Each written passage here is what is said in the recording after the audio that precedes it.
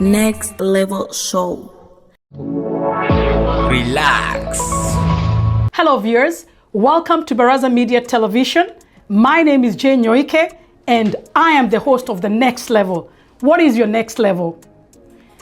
Do you have a passion for art and you don't know how to start, where to go to? Well, this is the show for you. You don't want to miss what is going to go down. Today, we are privileged to have our guest, the alumni of M.S.O.P.A, Montreal School of Performing Arts, that has been in existence for over 3 decades, imagine. 33 years, so to speak, and it is one of the leading acting schools in Montreal. It was founded by Miss Josa Moll, who is also the president and the casting director of M.S.O.P.A. So without further ado, please let me invite our guests. Welcome, Kevin. Thank you for having me. Could you kindly introduce yourself to our viewers before we dig deeper into our conversation? Yeah, sure. My name is Kevin Steliga.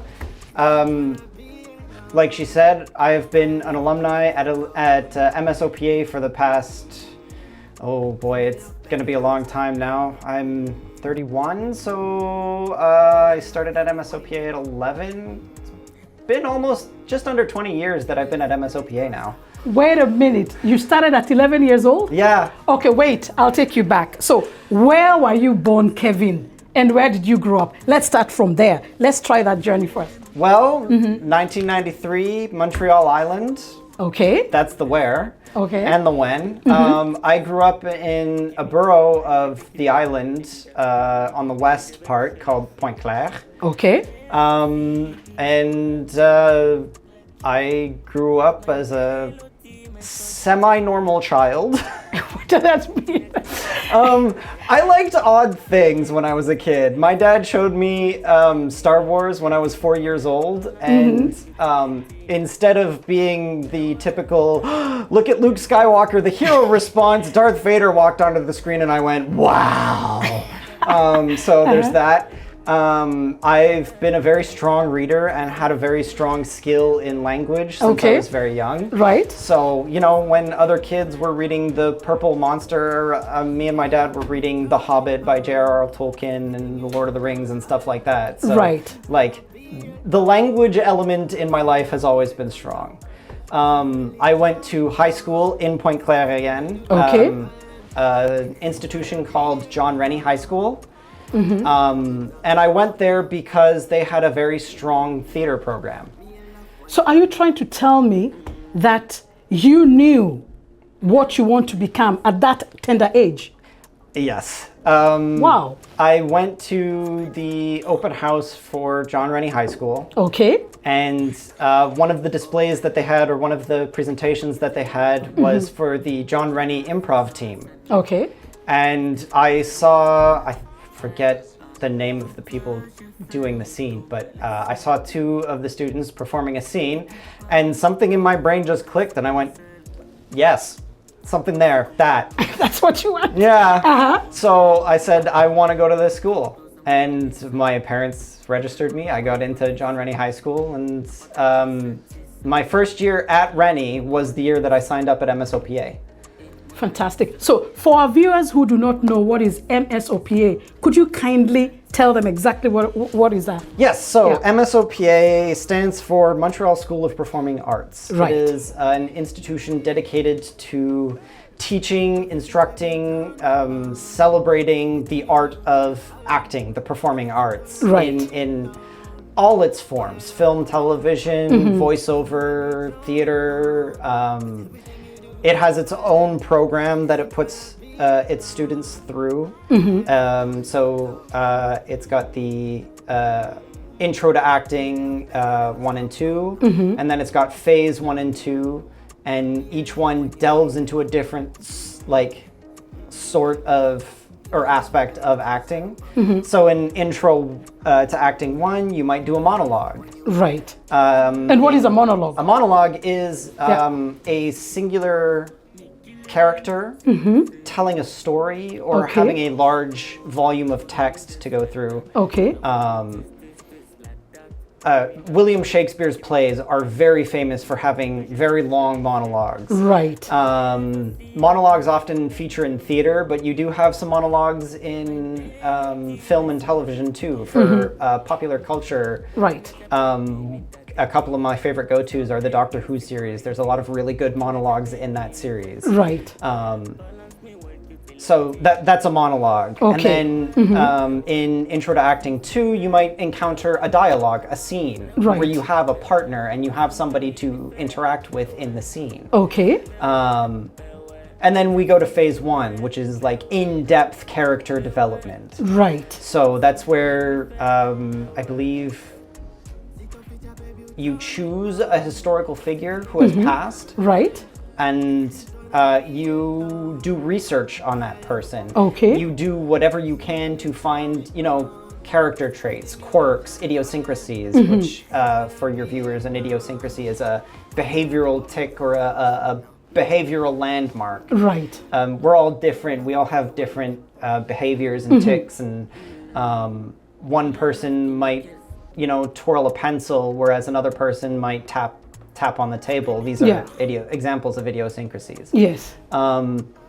But yeah, in phase 1, you go deep into that character. Okay. You develop that character. Right. And then you interact as that character. Okay. You interact with an audience that isn't in on the plan, so to speak.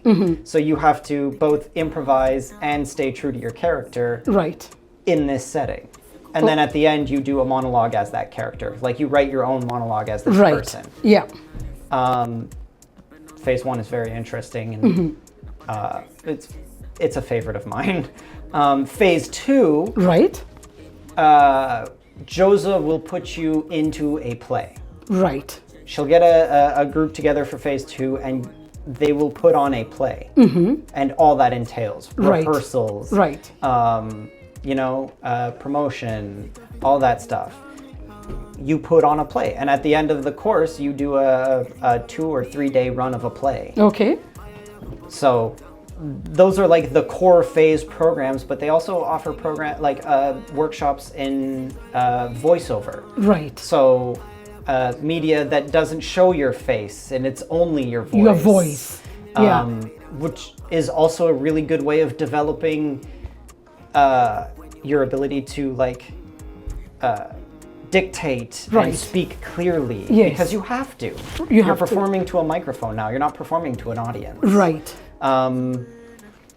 There's also my course, which is stage combat and movement, where we explore theatrical movement and performing movement, but I do it through the lens of a little bit of stage combat. So Right. you're learning spatial awareness and angles Yeah. and the importance of these things, but you're learning it in a way that, you fake hit people and you fake strangle each other. It's a fun time. Wow. Interesting. But we also have courses for kids and Okay. courses for teens, Right. which is where I got my start. So now I want to know, so you already identified that you want to become an actor at a very young age. So you tell your parents that that's the path that you want to take. How did they take it? You know what? They took it very well. Oh, really? Yeah, they sat me down with Okay. Josa. Okay. And And they how old were you at the time? this is right before I signed up at M.S.O.P.A, so I had just turned 11. I think 11 years old. I think it was the summer of. Yeah, it was the summer I was about to start high school, so I had just turned 11. My birthday's the first day of summer. Okay. So they sat me down with Josa, Right. and they explained to me that this is probably going to be a very difficult path. But as long as I was progressing and I was moving to goals, Yes. they would support me. Wow. So I had to keep pursuing. I hit the ground running and I didn't stop. Fantastic, because I'll tell you, see, where I'm coming from, when it comes to things like acting, it's like they don't take it very, very serious. So, like, I remember I also wanted to do the same thing when I was growing up. I always wanted to act. I know myself, I like to talk, I'm talkative and all that. But then I couldn't fathom telling my parents that I want to become an actor, because from where I'm coming from in Africa, they're like, no, you should become, those big titles. And yeah, but from what I'm hearing from you, your parents took it very positively. Oh yeah, they did. Wow. It was hard to conceal from the beginning, because my dad was with me at the John Rennie open house. Right. So he saw my reaction to what the improv team was doing. So like, they knew right from the start that like I clicked with it. I clicked with the whole acting aspect. Okay, so now you're 11 years old, you've met Josa. How did you meet Josa? I didn't meet Josa at 11, actually. Okay. I met her before then.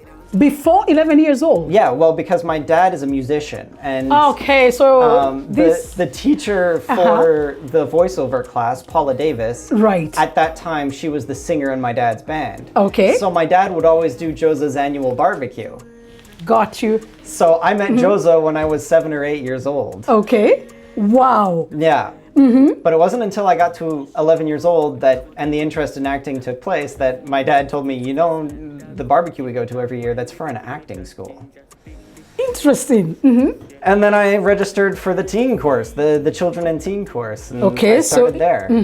Let's go on, and then? So I'm doing those courses. I'm having a good time. I'm making a lot of like lifelong friends in these courses. And you're enjoying it, I can tell. I'm enjoying it immensely. Wow. I'm having a ball.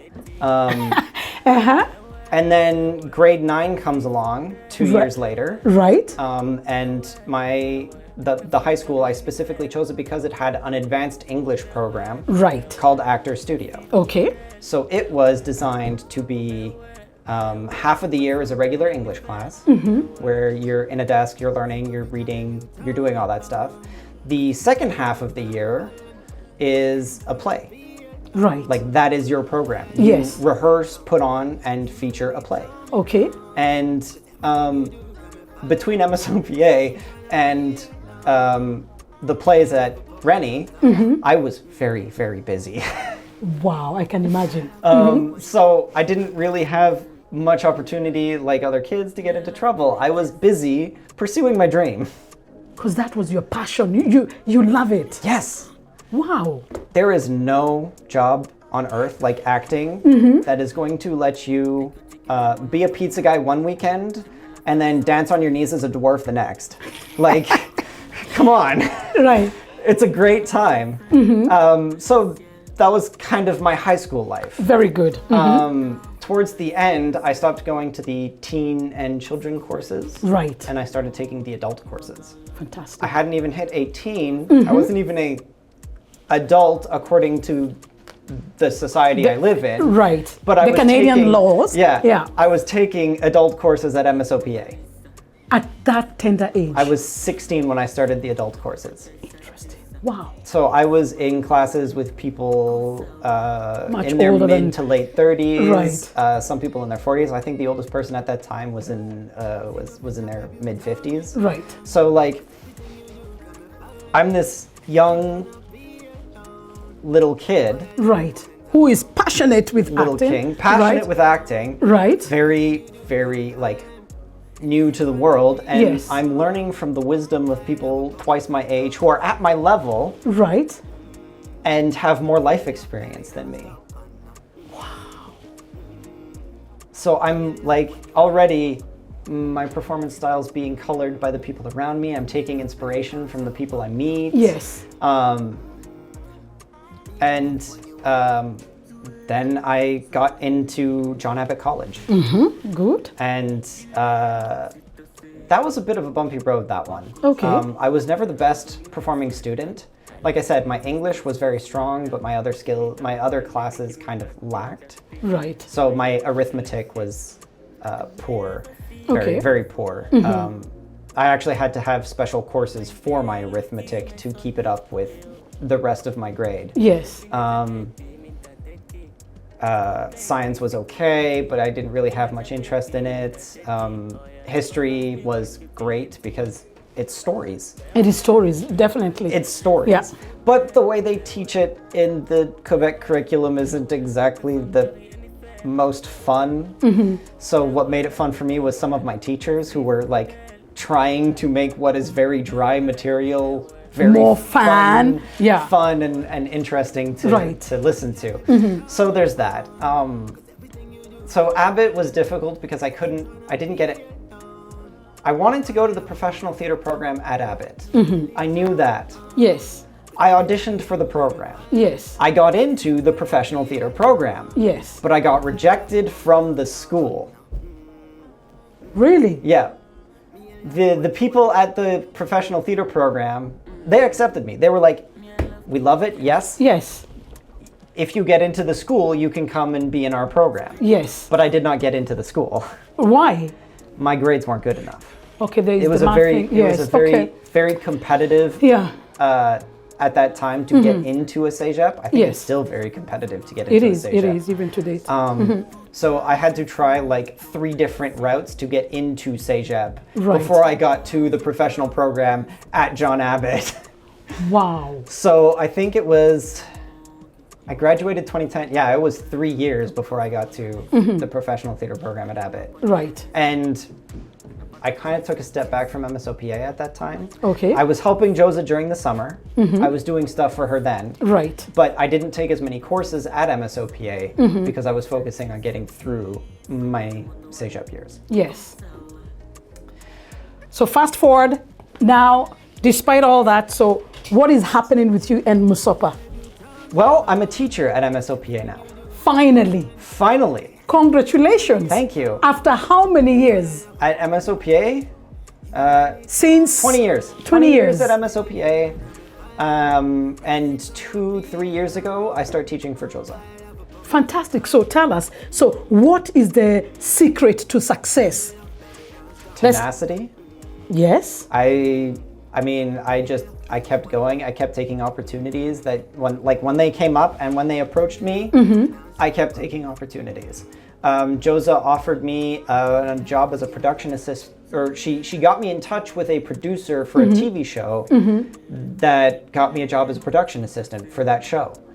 Networking, always networking. Networking, hard work, consistency. See? Tenacity. Tenacity. Tenacity. Yes. I like to sum it up as tenacity. Absolutely. Don't stop, keep pushing, keep going. Right. That got me to teaching at M.S.O.P.A, teaching the teen course as well, because I also teach the teen workshop. Okay. And trying to find ways to challenge them. I have 2 of my students. I am very, very proud of them. They recently, in the last workshop that we did, I offered the challenge of they could collectively make their own short play. Wow. And most of the kids, they were not too sure of themselves. They didn't take the opportunity. Yes. But I had 2 students who said, yes, we're going to do it. And they wrote their own short play. Right. And they presented said short play. I offered guidance here and there, but it was them that wrote, directed, and put on this short play, this short story. Fantastic. So, for the sake of our viewers, let's say there's a child out there who has that love, that he or she is passionate in wanting to, enter this trade of acting. What can you tell them, or what is your advice? Well, if you're in Montreal, go to M.S.O.P.A. Josa is tied into a bunch of people, so she will put you in touch with people. Okay. The program at M.S.O.P.A is wide and diverse, so it's going to expose you to a lot of different stuff. Yes. And it's going to get you doing the acting. Like, one of the things we pride ourselves at M.S.O.P.A is that the courses get you doing the work. And I don't mean working, but we get you doing the exercises. We get you doing the scenes. We get you reading. The reality. We get you doing the acting part. Yes, yes. The work that comes. Wow. So can you share with us some of your success stories with M.S.O.P.A and also from a personal level? So Success stories. Success stories. I mean, there's the Abbott thing. I'm very proud of that. We had 3 plays for my 3 years in the professional theater program. Super proud of the work I did there. Very good. We did a play called The Chrysalids. We did a play called Into the Woods. Okay. And we did a play called You Can't Take It With You. All very solid work. Like, it was a lot of fun. And for quite a few of those plays, we had like sold out shows.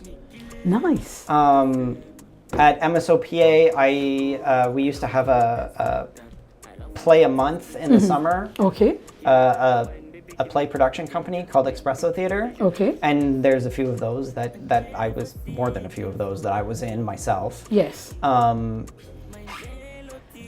mean, And of course, you got hired by M.S.O.P.A. Now you're teaching. I'm teaching at M.S.O.P.A. I got Yes. the production assistant job on a show called Wong and Winchester that Jose introduced me the people for. Nice. You know, graduating from John Abbott, it gives me Another success. yeah, Yes. it gives me A platform. an actor credit, a Yes. union credit to Right. work in the film industry in Canada. Very good. There's more than just John Abbott that does that. I believe Dawson also offers the same thing. And I think the National Theatre School, which is on St. Denis Street, Yes. they also do the same offer. You graduate that program, actor credit. Very good. I have a podcast that I started with friends of mine. It's it's not acting in the same way. Yes. But it's still a form of acting because I create a character and I play that character in the podcast. What is the name of your podcast? Galdercast. What? Galdercast. Galdurcast. Goldercast. Okay. Yeah, it's on Spotify, so people who have Spotify, they can just go and listen to that. Great. And what are some of the challenges that you faced on your way with acting in the film industry? Finding the work.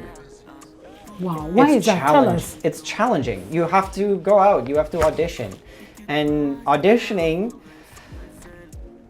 like any job interview, you're going to audition. Right. And you might not get every audition because you're not what the director's looking for. You don't look like the character they envision, or you don't have this quality that they're looking for. And you can't, a lot of the times you can't help stuff like that. You can't help the way you look. You know, you can't help the person you are. And for me, a lot of the time, the person I am goes into the characters I make a little bit. True. So, like, because I always identify an aspect with the character with myself in some way.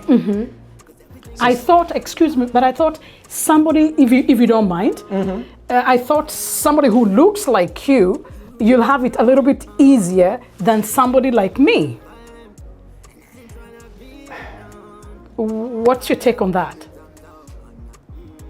So there is an aspect of that.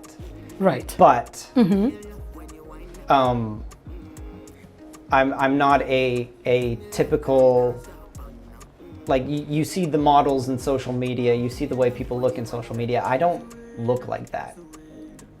What do you mean you don't look like that? You're a young, good-looking man. So what's the problem? I'm not. You know, to use another example from pop culture, I'm not built like Henry Cavill. I don't have the big pecs and the like tight abs. I don't have that. I'm a lot more of a. But you have you with your talent. I have me, and I have my go get 'em attitude. Right. And also I have long hair, so that kind of limits. It puts me in line for certain roles, but it also takes me out of line for other roles. Yes. And I found a lot more that, like, it's the other roles, they're the ones with the short hair, a lot of the time that they look for. Right. Sometimes. Yes. I find anyway. But, like, I don't like me with short hair. I find I look weird and off. So that's why I keep it long. Okay. But there's also the preparation Okay. aspect of it. Yes. I always do my best to prepare, Mm-hmm. but sometimes I don't get to the level that I want to be at, and Yes. I'm pretty sure it shows when I go to an audition. Right. So like, make sure when you're auditioning, you're well prepared. You only have 2 or 3 days. Use that time well. Okay.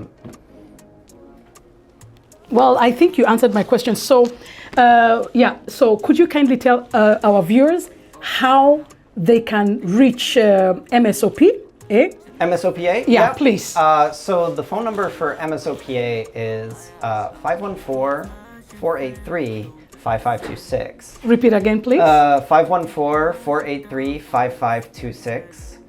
You can also reach them on email at info@msopa.com. So one more time, info@msopa.com. And you can also go on the M.S.O.P.A website. Right. We have an M.S.O.P.A website. I'm sure if you put M.S.O.P.A into a search engine, it would come up very quickly. Yeah. Well, Kevin, thank you very, very much for sharing with us. Thank you for having me on the show. Thank you. Now, at least we have some insight of what it entails to be, or rather to join the art industry. You've told us the challenges and also the success stories. And so our viewers, there you have it. Please do not hesitate to contact M.S.O.P.A, Montreal School of Performing Arts. And it is one of the leading acting schools we have in Montreal, Canada. Please do follow Baraza Media Television for more info. And don't forget, we are here to serve our community to the best that we can. Thank you very much for watching us. My name is Jane Nyoike, and I am the host of Baraza Media Television. Bye for now. Thank you. Next Level Show. Relax.